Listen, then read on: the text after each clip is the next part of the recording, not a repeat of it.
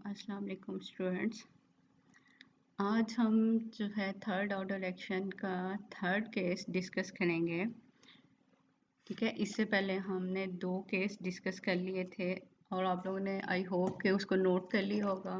और आप लोगों ने जब तक आप लोग उसे नोट खुद से नहीं करोगे अपने हाथ से तो उस उस समय फिर आप लोगों को समझ नहीं आएगी। तो आप लोग किया क्या करें कि जैसे ही आप लोगों का लेक्चर होता है तो आप साथ साथ उसे नोट किया करें और साथ साथ जो है उसी के नोट्स बनाते जाएं। ठीक है, ये सारी डेरिवेशन जब तक आप अपने हाथ से नहीं करेंगे तो आपको वरना याद नहीं रहेंगी।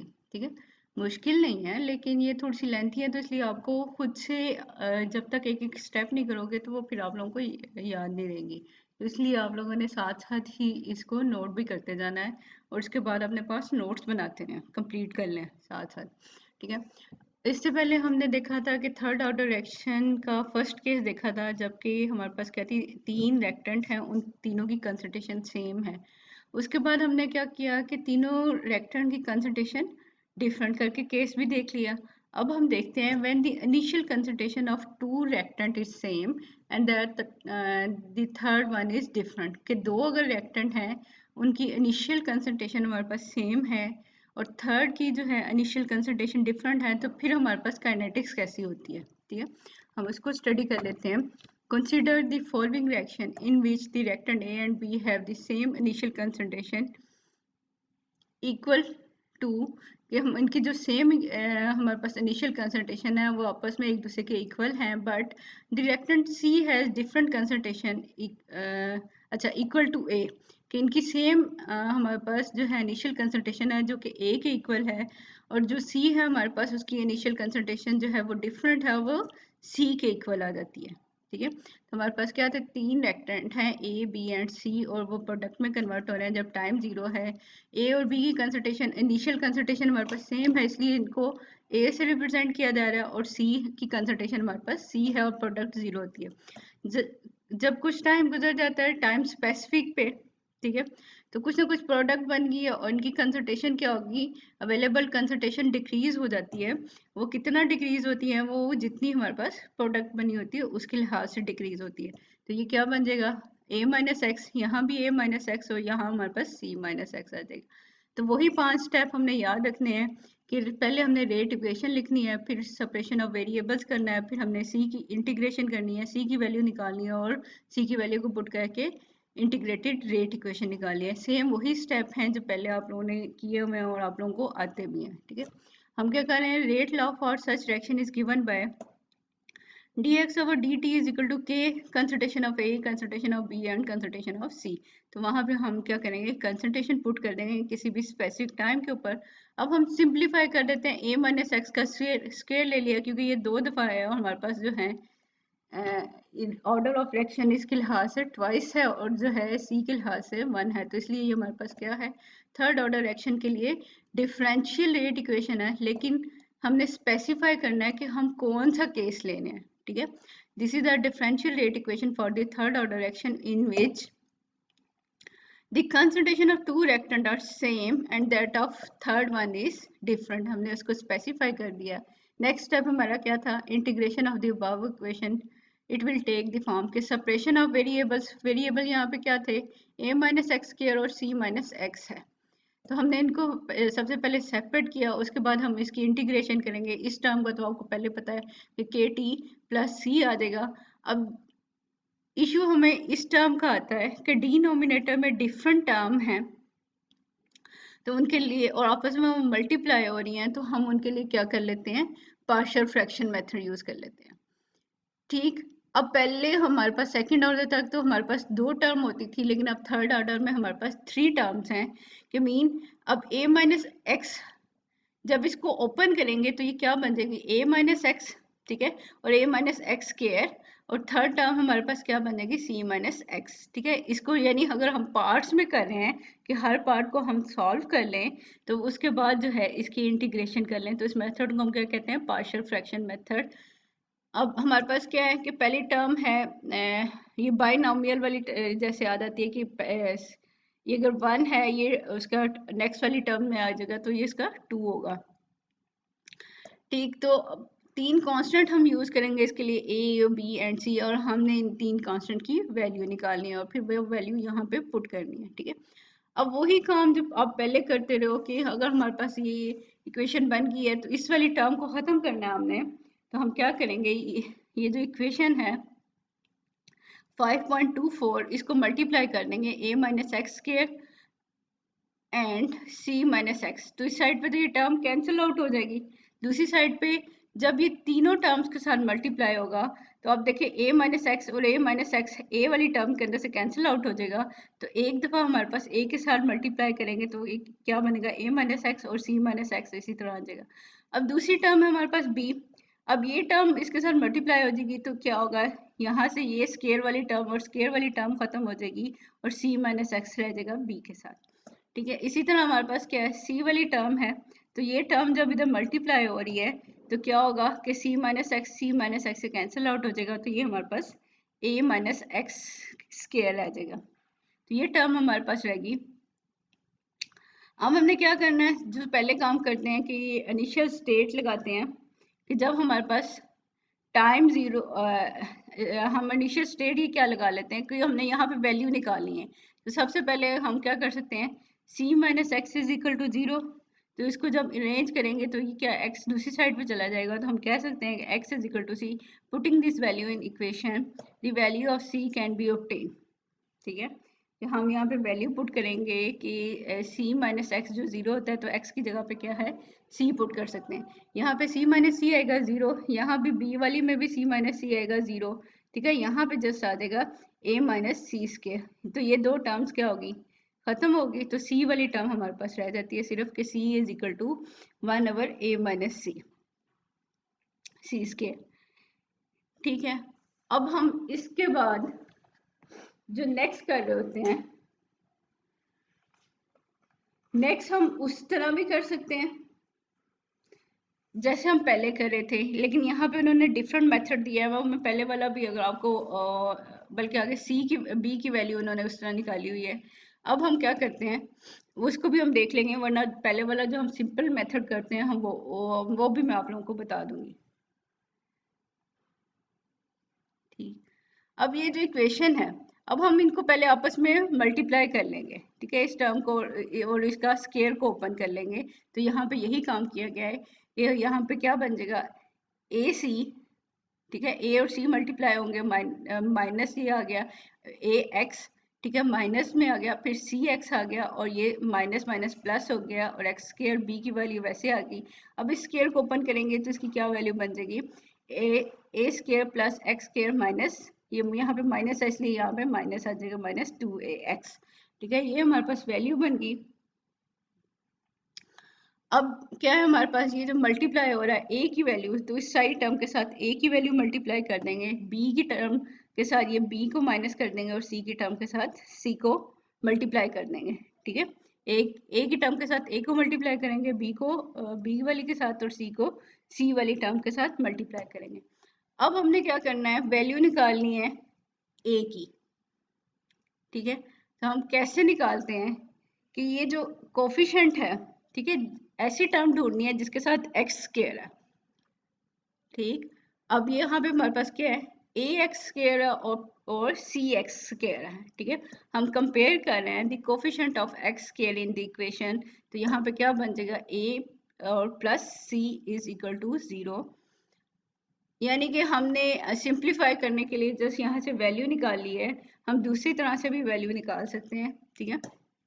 वही वैल्यू जैसे हम a minus x is equal to 0 करते हैं तो x की वैल्यू निकाल के कर सकते हैं, लेकिन एक डिफरेंट वे ये आपको बताया कि आप क्या करें, कोफिशिएंट ऑफ x ले लें, x स्क्वायर ले लें, तो यहाँ से क्या हो जाएगा कि a की वैल्यू हमें मिल जाएगी इज इक्वल टू माइनस सी, तो आपको पता है c की वैल्यू ये थी, ठीक है, उसको माइनस से मल्टीप्लाई कर दें तो हमारे पास a की वैल्यू आ जाएगी, ठीक। इसी तरह हम क्या करें, अगर x के कोफिशिएंट को कंपेयर कर लें तो हम b की वैल्यू निकाल सकते हैं,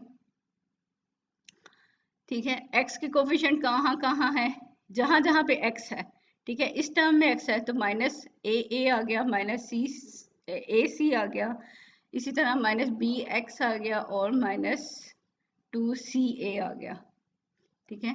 x को नहीं लिखना, और बाकी जो है बाकी वाली टर्म जो है हमारे पास वो आ जाएंगी। अब इसके अंदर से हमारे पास क्या है, a कॉमन है, ठीक है, माइनस से बाहर निकलेगा तो a प्लस सी बन गया। दूसरी साइड पे हमारे पास क्या है, ये टर्म आ गई और ये हमारे पास -2ca आ गया।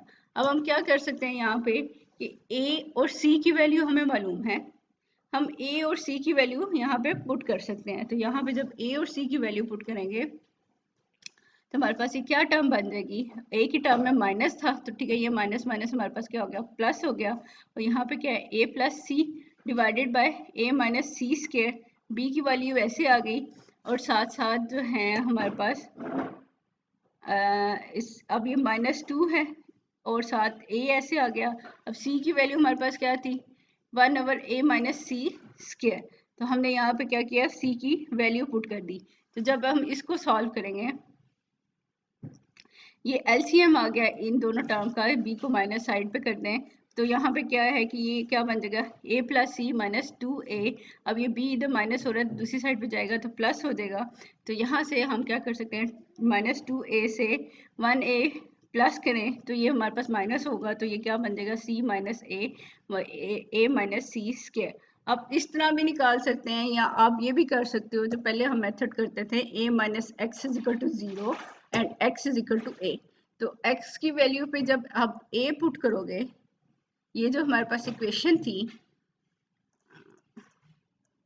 ये वाली, x की जगह पे आप a पुट करोगे तो आपके पास जो है b की वैल्यू आ जाएगी। आप उस वे से भी निकाल सकते हैं और आप इस वे से भी निकाल सकते हैं। अब हमने करना क्या है कि ये हमारे पास क्या आ गया, तीनों कॉन्स्टेंट्स की वैल्यू आ गई, a b और c की वैल्यू, तीनों कांस्टेंट्स की वैल्यू आ गई। जैसे हम पहले करते थे, इन कांस्टेंट की वैल्यू को हम लोग जो है पुट करेंगे, जो हमारी इक्वेशन आ रही थी पार्शियल फ्रैक्शन वाली, ठीक है। तो हम यहाँ पे a b और c की वैल्यू को पुट करेंगे और फिर हम देखते हैं कि हमारे पास रिजल्टेंट इक्वेशन क्या बन जाती है। a की जगह पे a की वैल्यू आ गई, b की जगह पे b की वैल्यू आ गई और c की जगह पे c की वैल्यू आ गई। अब हम देखते हैं कि इस इक्वेशन में कोई चीज कॉमन है, ठीक है। तो इस इक्वेशन में हमारे पास a माइनस सी स्केयर जो है वो कॉमन है, ठीक है, तीनों टर्म में कॉमन है। तो हम इसको क्या करेंगे, कॉमन निकालेंगे बाहर, और रिमेनिंग हमारे पास क्या रह गया, -1/a minus x plus c minus a divided by a minus x square plus 1/c minus x, ठीक है। अब हमारे पास क्या है, हमें इन वो कॉन्स्टेंट्स खत्म हो गए, तो अब हम इन टर्म को इजीली इंटीग्रेट कर सकते हैं, इसकी इंटीग्रेशन कर सकते हैं। आपको पता है ये 1/a माइनस एक्स की इंटीग्रेशन का आंसर क्या आएगा, minus log natural a minus x आएगा, ठीक है। जो फर्स्ट ऑर्डर के लिए आप लोग कर रहे थे वही आंसर आना है। यहाँ पे हमारे पास क्या है, a माइनस एक्स था वहां पे भी, तो यहाँ पे जब इंटीग्रेशन करेंगे तो इसका आंसर हमारे पास क्या आएगा, log minus log nature a minus x. अब हमारे पास क्या है, यहाँ माइनस है तो वो माइनस हमारे पास क्या हो जाएगा, प्लस हो जाएगा। नेक्स्ट टर्म हमारे पास क्या है, c minus a constant term है, तो ये तो हमारे पास ऐसी रह जाएगी, इसको बाई रहेगी।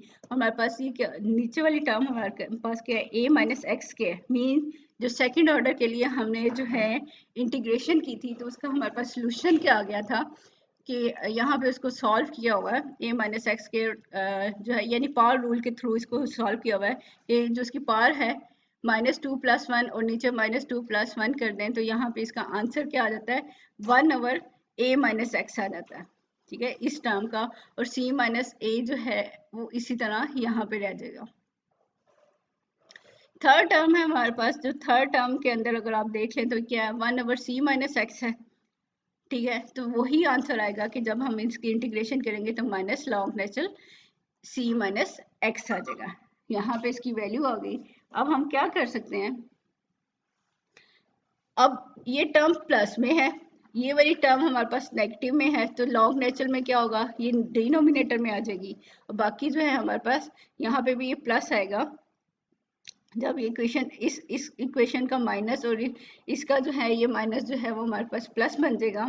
तो ये क्या बन गया, plus c minus a divided by a minus x. जब आप इसको खुद से सॉल्व करोगे ना तो आप लोगों को वो इजीली समझ आ जाएगी यहाँ पे कि यहाँ पे प्लस आना है और ये इसने इस तरह सॉल्व हो जाना है, ठीक है।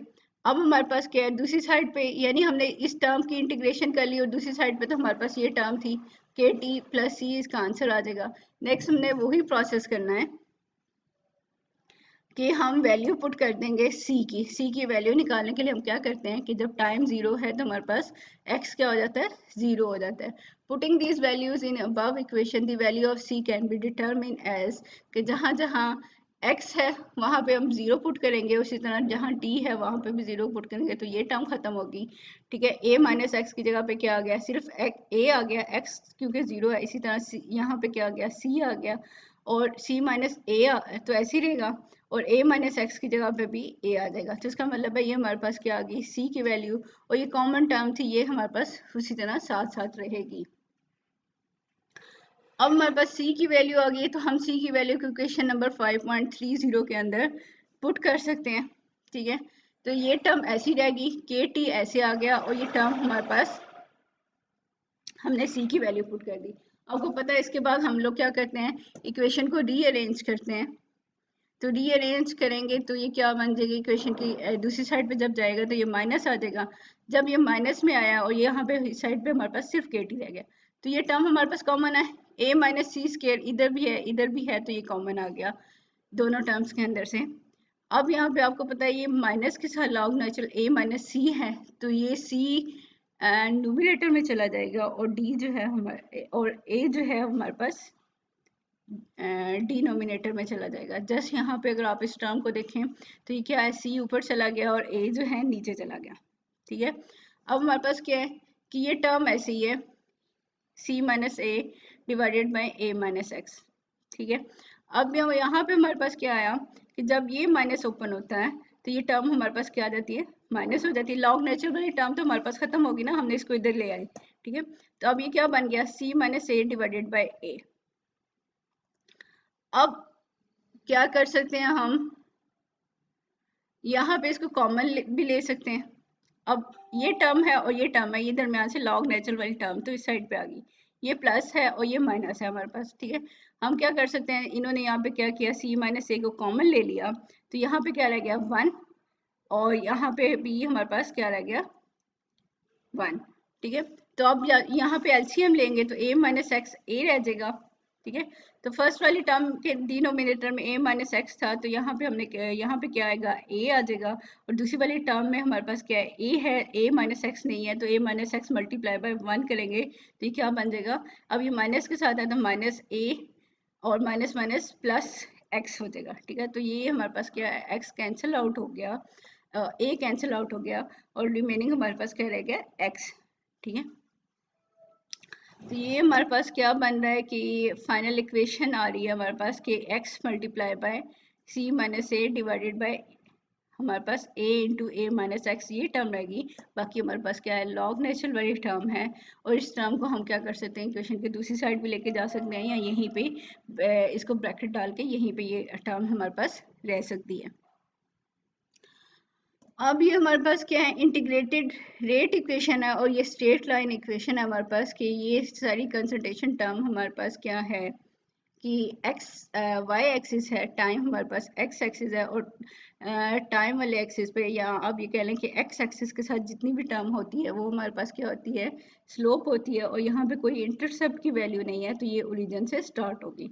This is the equation of straight line passing through the origin from the slope of which k can be determined if the initial concentration of are known, कि अगर हमें initial concentration मालूम है, ठीक है, कि a initial concentration थी और c हमारे पास क्या थी, initial concentration थी, तो हम क्या कर सकते हैं, यहाँ पे k की वैल्यू निकाल सकते हैं, और k की वैल्यू अगर हमें पता चल जाए और k की यूनिट हमें पता चल जाए तो हमें पता चल जाता है कि ये कौन सा ऑर्डर ऑफ रिएक्शन है।